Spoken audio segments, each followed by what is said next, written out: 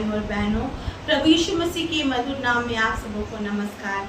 आज का जो वचन है वो वचन मैंने परमेश्वर के वचन की इम्पोर्टेंस के बारे में लिया है ना। इस संसार में जब हम प्रभु यीशु मसीह को ग्रहण करते हैं तो हमें सबसे पहली बात जो है उसके वचन को हम पढ़ते हैं, क्योंकि आपको पता है जब हम प्रार्थना करते हैं तो हम परमेश्वर से बातें करते हैं, लेकिन जब परमेश्वर को हमसे बातें करना होता है तब परमेश्वर अपने वचन का सहारा लेता है, और जब हम उसके वचन को पढ़ते हैं तो उस वचन के द्वारा परमेश्वर हमसे बातें करता है। तो ज़रूरी है हम में से हर एक के लिए ये बहुत ज़रूरी है कि हम परमेश्वर के वचन को जाने, उसके वचन के साथ समय बिताएं, ताकि परमेश्वर के वचन की महत्वपूर्णता को, वैल्यू को अपने जीवन में जान सके। आपको 100% पता हो जब आप किसी एग्जाम्स में जाके लिखते हो, सपोज मैं बोल रही हूँ आप 10th का एग्जाम लिख रहे हो, अगर 10th का एग्जाम लिखने के लिए आपको सबसे पहले क्या ज़रूरत होती है? मेहनत करने की ज़रूरत होती है। उनके जो सब्जेक्ट है उस सब्जेक्ट में जाके आपको पढ़ाई लिखाई करके आपको नॉलेज जो है ज्ञान प्राप्त करना होता है उन विषयों के बारे में, है ना। उन विषयों के बारे में जब ज्ञान प्राप्त करते हैं तभी एग्जामिनेशन में आप जाते हो और लिख सकते हैं पेपर को, और अच्छे नंबरों से आप पास करते हैं, है ना। Without knowing, without gaining the information और knowledge about the study, you will not be able to write a proper exam, और आप पास नहीं हो सकते। इसी प्रकार इस संसार के एग्जाम को पास करने के लिए हमें कहाँ जाना पड़ता है? परमेश्वर के वचन के स्कूल में जाना पड़ता है। जब हम परमेश्वर के वचन के स्कूल में जाते हैं, उस वचन को पढ़ते हैं, तो वो वचन को इम्पोर्टेंस देते हैं, तो वो वचन हमारे जीवन को सार्थक बनाती है और हमें इस जीवन की परीक्षा में उत्तम से उत्तम नंबर दिला के हमें आनंद जीवन तक पहुंचाती है। दाऊद क्या कहता है? अगर हम बाइबल में बहुत सारे ऐसे वचन हैं जो वचन परमेश्वर के वचन के इम्पोर्टेंस के बारे में बोलता है। दाऊद भजन संहिता 119 में इस वचन के बारे में एक वर्ड इस्तेमाल करता है। वो इस वचन का कंपैरिजन, तुलना किसी चीज के साथ करता है। आइए हम अपने बाइबल को निकालेंगे, भजन संहिता उसका 119वां भजन, उसका हम देखेंगे उसका 105 पद देखेंगे। उसमें लिखा है, तेरा वचन मेरे पांव के लिए दीपक और मेरे मार्ग के लिए उजियाला है। यहाँ पे दाऊद क्या कहता है? परमेश्वर जो आपका वचन है वो कैसा है? मेरे मेरे पांव के लिए दीपक है और मेरे मार्ग के लिए उजियाला है ना। और वो कहता है, मैंने शपथ खाई है और जान लिया है कि मैं आपके धर्म में नियमों के अनुसार चलूंगा। कहता है, और मैंने इस बात को मान लिया है कि मैं आपके धर्म में नियम के अनुसार चलूंगा। कहाँ से धर्म में नियम उसको मिलते हैं? धर्म में नियम से परमेश्वर के वचन से मिलते हैं। वो क्या कहता है? प्रभु परमेश्वर, जब मैं आपको जाना और जब मैंने आपके वचन को पढ़ा तो मुझे कैसा लगा? मुझे ऐसा लगा कि आपका जो वचन है वो मेरे पाँव के लिए दीपक है और मेरे मार्ग के लिए क्या है? उजियाला है। सपोज अगर आप किसी इंसान को, है ना, कहीं जाने के लिए कहते हैं और अंधकार ही अंधकार रास्ते में छाया हुआ है, तो नाव से दिखाई देगा, नाव से रास्ता सूझेगा, है ना, वो गलत मार्ग में जा सकता है। मुझे आज भी याद है, वो काफी साल पहले की बात है, दिल्ली में बहुत ठंड पड़ी थी, इतनी ठंड पड़ी थी, क्रिसमस के दिन थे, 24 नाइट में, जो 25 के टाइम में जो मिडनाइट सर्विस होती है वो सर्विस हुई थी। हम चर्च में थे और जब क्रिसमस के मिडनाइट सर्विस खत्म होने के बाद जब हम अपने अपने घर जाने के लिए निकले तो इतना गहरा फॉग था कि कुछ बिल्कुल भी नहीं दिखाई दे रहा था, मतलब नथिंग वाज विजिबल। मैं आपको बता सकती हूँ, आप लोग अगर ठंड के दिनों में ऐसी जगह पे रहते हैं जहाँ पे बहुत फॉग हुआ तो आप अपने आप को रिलेट कर सकते हैं। यहाँ से लेके वहां तक का रास्ता दिखता नहीं है, कुछ भी नहीं तक, हमारे आगे जो कौन चल रहा वो भी नहीं दिखता, इवन जो रास्ते हैं उसमें जो टर्निंग आएगा कुछ नहीं दिख रहा। अब मुझे समझ में नहीं आया कि मैं कैसे घर जाऊंगी। मैं रास्ते में गाड़ी, मतलब हम लोग बाइक पे थे और बाइक रोक रोक के चेक कर रहे हैं कि हम कहाँ जा रहे हैं, बिल्कुल कुछ नहीं दिख रहा था, मतलब बिल्कुल धुंधला। लास्ट में हम एक टर्निंग को लिया और हम एक जगह गए और देखिए कि वो जगह खत्म हो चुकी है, वो रोड समाप्त हो चुका है। इसका मतलब ये कि बिल्कुल भी नहीं दिख रहा था कि हम कहाँ जा रहे हैं, हम घर जाने वाले थे, हम कहीं कहीं जाके फंस जा रहे थे। दैट मीन्स अगर प्रॉपर रोशनी ना मिले तो हमारे रास्ते कैसे होते हैं, हमारे रास्ते उलझ जाते हैं, हमारे रास्ते बिखर जाते हैं, हमें पता नहीं हम कहाँ चलते हैं। इस कारण से दाऊद क्या कहता है, परमेश्वर ये दुनिया में क्या है, हम लोग परदेसी विदेशी हैं और एक यात्री के समान है ना। तो यात्री के समान कैसा जीवन होता है, जहाँ पे हमें चलना होता है, अपने जीवन को चलना होता है ना, चल के हम पार करते हैं। इसमें बहुत सारे दुख तकलीफ आते हैं, परीक्षाएं आते हैं, विश्वास की लड़ाइयाँ होती है, हमें सब कुछ से आगे बढ़ के हमें जाना होता है। तो यहाँ पे जब दाऊद अपने जीवन के बारे में देखता है तो वो क्या देखता है, दाऊद देखता है कि उसका जीवन अगर परमेश्वर का वचन ना पढ़े तो वो जीवन एक अंधकार पूर्ण जीवन है। लेकिन अगर वो परमेश्वर के वचन को पढ़ता है तो उसे लगता है कि परमेश्वर का वचन उसके मार्ग के लिए दीपक के समान रोशनी लेके आता है, उसके मार्ग के लिए उजियाला के समान खड़ा होता है, उसको दिशा दिखाता है ना। एक ऐसा जीवन, वो अगर आप देखोगे जो जिनके जीवन में कोई लक्ष्य नहीं है वो कैसे चाल चलते हैं, या फिर कोई नशा करता है तो वो कैसे चाल चलता है, इधर से उधर गिर पड़ के जाता है ना, बिकॉज उसके जीवन में कोई लक्ष्य नहीं होता। लेकिन एक होश वाला इंसान अपने रास्ते को सीधे तरीके से चलता है। तो यहाँ पे जो मेन उद्देश्य है वो क्या कहता है कि प्रभु तेरा वचन जब मैंने पढ़ा तो तेरा वचन मुझे एक ऐसा लगा जैसे तेरे वचन ने मेरी आंखें खोल दी, मेरे पाँव के लिए दीपक बन गया, मेरे रास्ते के लिए उजियाला बन गया। आज मैं अपने जीवन की जो यात्रा को अच्छी रीति से देख पा रहा हूँ, मैं समझ पा रहा हूँ और मुझे पता है कि मुझे कहाँ जाना है ना। तो वो इम्पोर्टेंस देता है परमेश्वर के वचन, कहता है प्रभु because this life is not an easy life, every day we have to live, every day we have to walk, और हम यहाँ पे यात्री हैं, यहाँ पे हम परदेसी के समान हैं। तो परमेश्वर हम अपने यात्रा को कैसा पूरा करें। अगर हम आपके वचन को ना जाने तो हम अपनी यात्रा को पूरा ही नहीं कर पाएंगे, लेकिन अगर आपके वचन को जानेंगे तो आपका वचन हमारे जीवन मार्ग में हमारे लिए एक दिशा बन के, एक मार्गदर्शन बन के हमारे आगे आगे चलेगा। और इस कारण से मैं डगमगाऊंगा नहीं, मैं गिरूंगा नहीं, और मैंने क्या ठाना है कि मैं आपके वचन को अपने हृदय में रखूंगा, क्योंकि मैं जानता हूँ without your word I will not be able to, है ना, cross this way of life, है ना, इस जीवन की जो मार्ग में मैं, है ना, पार नहीं कर पाऊंगा। तो वो कहता है। इसी प्रकार मेरे प्रियो, आज हमें देखना है कि हम परमेश्वर के वचन के इम्पोर्टेंस को कैसा समझते हैं। अगर आप परमेश्वर की नजर में देखो तो भजन संहिता 138 के दूसरे पद में इस प्रकार से भी वचन कहता है कि परमेश्वर भी, जो महान परमेश्वर है, जो खुदा है और जो सब कुछ अल्टीमेट वन है, वो क्या कहता है, वो कहता है कि मैंने अपने बड़े नाम से भी ज्यादा महत्व किसे दिया है, अपने वचन को दिया है ना। और हम क्या देखते हैं उत्पत्ति हमें क्या बताती है कि आदि में वचन था, वचन परमेश्वर के साथ था, है ना, और वचन ही सब कुछ बोला और सृष्टि किया, है ना। और पहला जॉन में भी पढ़ते हैं, फिर यूहन्ना में भी हम पढ़ते हैं कि वचन जो है वही परमेश्वर के साथ था, उससे सब कुछ उत्पन्न हुआ, वही देहधारी भी होता है। That means it is a creative word, है ना। परमेश्वर के वचन में वो सामर्थ्य है जो हमारे जीवन की बातों को बना देती है, जो हमारे टूटे रास्तों को जोड़ देती है, जो हमारे अंधकार जीवन को क्या करती है, रोशनीमय करती है। कब? जब आप परमेश्वर के वचन के इम्पोर्टेंस को समझते हैं। परमेश्वर ने खुद इस अपने वचन को इम्पोर्टेंट दिया है, दाऊद इस वचन को इम्पोर्टेंस देता है, तो हमें कितना देना चाहिए, है ना। आज क्या हम परमेश्वर के वचन के साथ समय बिताते हैं, क्या हम बाइबल पढ़ते हैं, क्या हम प्रभु के पास बैठ के कहते हैं लॉर्ड मैंने प्रार्थना में ये सब कुछ आपसे मांग लिया, now I am sitting with your word, you talk to me, you speak to me what you want from my life, है ना, गाइड मी, मैंने आंखें खोल दे परमेश्वर, मेरी अगुवाई कर दे परमेश्वर, मेरे मार्गदर्शन, है ना, आप कर दे परमेश्वर, ताकि मैं जब आगे बढ़ती हूँ अपने जीवन में तो पछता के पीछे मुड़ के ना देखूं। कई बार ऐसा होता है कि हम परमेश्वर के वचन को इम्पोर्टेंस नहीं देते हैं, हम परमेश्वर क्या बातें करता है उसकी नहीं सुनते हैं, इसलिए लाइफ में कई दफे हम ऐसे डिसीजन लेते हैं जिसके कारण हमारा जीवन रुक जाता है, हमारा रास्ता बिगड़ जाता है, हमारे सामने अंधकार आ जाता है और हम क्या करते हैं, हम गलत मार्गों में आगे बढ़ के भटक जाते हैं और अपने जीवन को खो लेते हैं।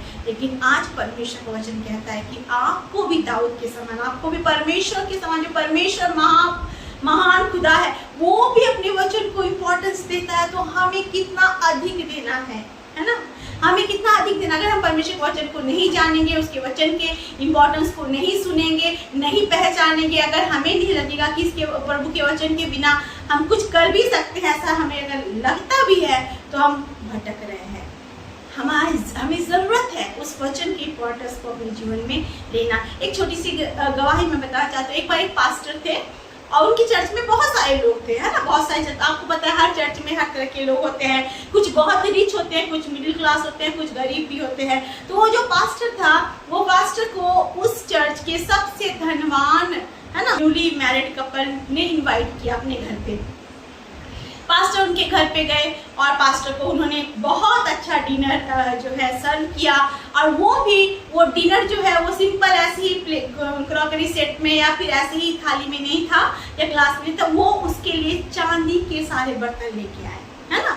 चांदी की थाली थी, चांदी की प्लेट थी, चांदी की ग्लास थी, चांदी के बर्तन थे, चांदी के स्पून थे और उन्हें सर्व किया और बोला, पास्टर जी हमें बहुत खुशी है कि आप मेरे घर आए, हमारे घर आए और हम आपको बेस्ट सर्व करना चाहते हैं। So we have taken out the costliest dinner set that is made of pure silver आपके लिए और आपको हम खाना खिलाते हैं। पास्टर ने धन्यवाद दिया और पास्टर ने खाना खाया और पास्टर फिर उनके लिए प्रार्थना करके वहाँ से निकल गए। जब पास्टर वहाँ से निकल गए तो उसकी वाइफ जब डिनर सेट को फिर से समेट के रख रही थी तो उसे लगा कि एक स्पून कम है, एक चांदी का स्पून जो क्या है वहाँ पे कम है।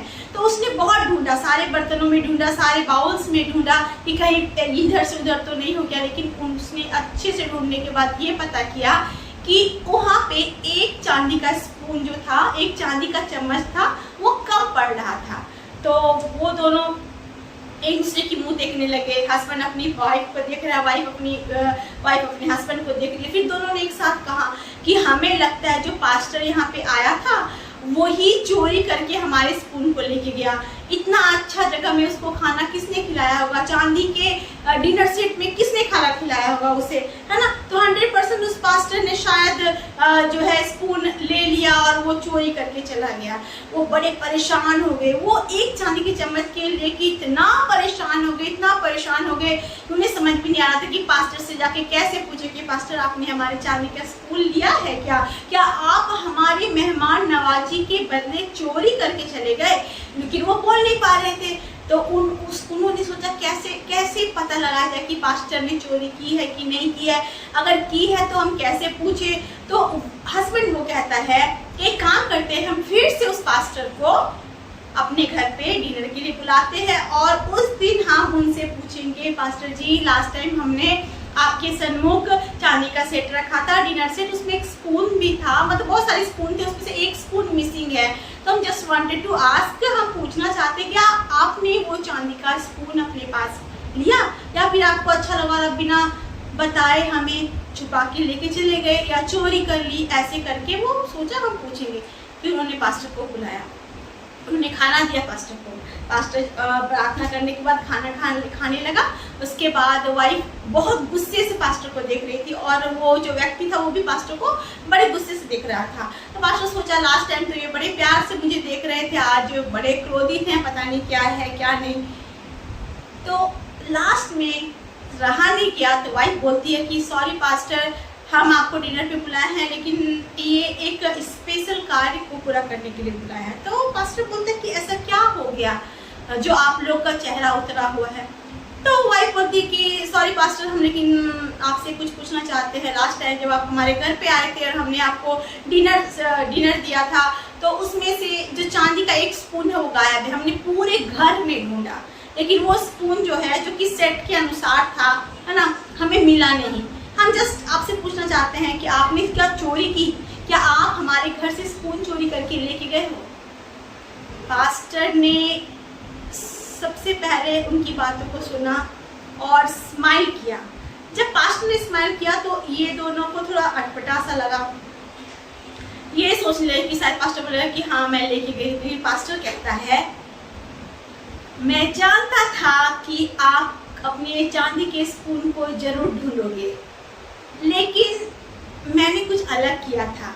मैं एक चांदी का स्पून आपके डिनर सेट से हटाकर उसे आपके घर में पड़े हुए बाइबल के अंदर रख दिया था और मैं बस ये देखना चाहता था कि आप बाइबल पढ़ते हो कि नहीं पढ़ते हो। पूरा महीना बीत गया इस इंसिडेंट का, लेकिन आज भी मैं जब आपके घर पे आया तो देखा वो बाइबल वही की वही पड़ी है और उसके ऊपर धूल भी जमा हुआ है और चांदी का चम्मच भी वहाँ पड़ा हुआ है। दैट मीन्स आप लोग परमेश्वर के वचन को बिल्कुल भी नहीं पढ़ते।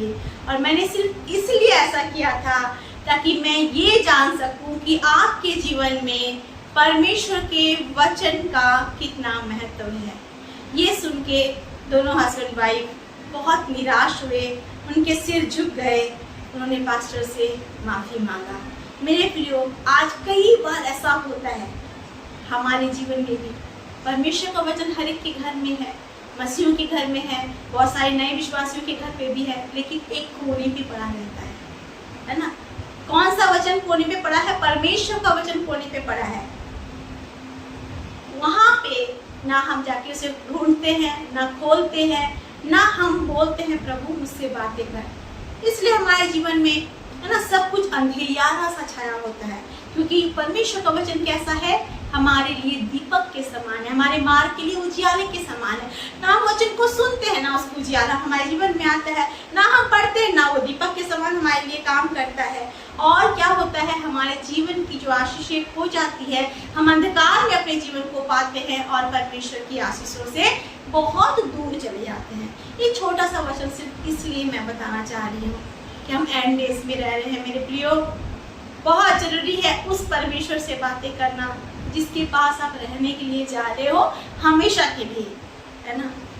जिसके साथ आप हमेशा के लिए रहने जा रहे हो, अगर उससे यहाँ बातें ना करो तो 100% वो आपको अपने घर पे नहीं प्रवेश कराएगा, क्योंकि वो बोलेगा मैं तो ज्योति में चलने के लिए तुझे भेजा था, मैंने तेरे सामने ज्योति भी जलाई अपने वचन की और तेरे मार्ग को उजियाला भी कर दिया अपने वचन से, लेकिन ना तुम उस वचन को कभी थामे, ना वो ज्योति में कभी चले, ना उजियाले में कभी चले, लेकिन तुमने मेरे वचन को बंद करके अपने अनुसार रास्ता को नापा और उस रास्ते पे चल के तुम अंधियारे में जा चुके हो। और आज मैं तुम्हें अपने राज्य में, जो कि उजियाला का राज्य है ना, प्रवेश नहीं करा सकता। मेरे प्रियो, ऐसा ना हो, इसलिए आज से अपने जीवन की आशीषों को, कोई आशीषों को पाने के लिए आप परमेश्वर के वचन को पढ़ें और उसके साथ प्रार्थना करें। फिर से मैं बोलूँगी आपसे कि वो वचन आपके जीवन को एक नई दिशा दिखाएगा, मार्गदर्शन करेगा, क्योंकि जब आप प्रार्थना करते हो तो परमेश्वर से आप बातें करते हो, जब आप वचन पढ़ते हो तो परमेश्वर आपसे बातें करता है, और जब परमेश्वर आपसे बातें करता है तो वो आपको सब कुछ बताता है जो आपको अपने लाइफ में जानना है, ताकि एक अच्छा जीवन आप जी सको। विदाउट गॉड्स गाइडेंस आपका लाइफ कुछ भी नहीं है। इसी कारण से दाऊद बार बार कहता है ना, कि मैं तेरे वचन को अपने हृदय में रख छोड़ा है ना, मैं पाप नहीं करूँगा, है ना। मैंने ठान लिया है कि मैं तेरे वचन को हमेशा अपने सन्मुख रखूंगा, उसे लेके चलूँ, क्योंकि तेरा वचन कैसा है? मेरे पाँव के लिए दीपक और मेरे मार्ग के लिए उजियाला है। आइए हम प्रार्थना करें कि आज हम भी दाऊद के समान, है ना, अपने परमेश्वर के वचन को इम्पोर्टेंस दे, जिसके बारे में प्रभु भी कहता है कि मैंने अपने बड़े नाम से भी ज्यादा महत्व अपने वचन को दिया है। और उस दंपति के समान ना बने जो कि अपनी चांदी की चम्मच के लिए तो परेशान हो जाते हैं, लेकिन परमेश्वर के वचन को पलट के भी नहीं देखते हैं, है ना, कि प्रभु उनके जीवन के लिए क्या रखा है, और इसलिए वो निराशा में भर जाते हैं। आइए हम प्रार्थना करें। अनुग्रहकारी महान परमेश्वर पिता, अपने जीवन को तेरे हाथों में समर्पित करती हूँ, अपने प्रिय सब्सक्राइबर को भी आपके हाथों में समर्पित करती हूँ पिता। जितने लोग इस वचन को सुन रहे हैं उनके लिए बस यही प्रार्थना करती हूँ पिता, हर एक जन प्रभु आपके वचन को इम्पोर्टेंस दे परमेश्वर पिता। बिना आपके वचन को पढ़े, बिना आपसे बातें किए, बिना आपसे प्रार्थना किए हम क्यों कर आपके राज्य के वारिस ठहर सकते हैं पिता? हम नहीं ठहर सकते। हम अंधकार में चल के अपने जीवन को खो लेंगे परमेश्वर पिता, लेकिन जब हम वचन को पढ़ेंगे पिता, हमारा सारा एंजाइटी, हर एक डिप्रेशन, हर एक दुख और दर्द दूर हो जाएगा, क्योंकि आप अपने वचन के द्वारा हमारे जीवन के मार्गों को प्रभु सुनिश्चित करते हैं और हमें समाधान दिलाते हैं परमेश्वर पिता। हम धन्यवाद करते हैं प्रभु, हमारी आंखों को खोल परमेश्वर, ताकि अंत के दिनों में सच्चाई को जाने और इस बात को भी पहचाने कि यीशु ही प्रभु है। हर एक के दुख और दर्द को दूर करना आपके वचन से प्रभु, अपने आशीषों को क्लेम करके अपने अंधकार जीवन को ज्योतिपूर्ण बनाने में सबकी मदद करना। आपका अनुग्रह हर एक के ऊपर बना रहे प्रभु। देश देश में, राज्य में, इजराइल के ऊपर आपकी शांति बनी रहे प्रभु, और इस चैनल के माध्यम से आपका महिमा हर दिन होने पाए पिता। धन्यवाद करते हैं प्रभु, आज की बात आप हमारी सोच को बदल रहे हैं। We will revere your word Lord, we will obey your word Abba, and we will able to Lord Jesus gain all those blessings that you have given for us Abba. आपका धन्यवाद, सारी आदर महिमा जलाल आपको देते, यीशु के नाम से इस प्रार्थना को मांगते हैं और पा लेते हैं। आमीन आमीन। Praise the Lord, God bless you.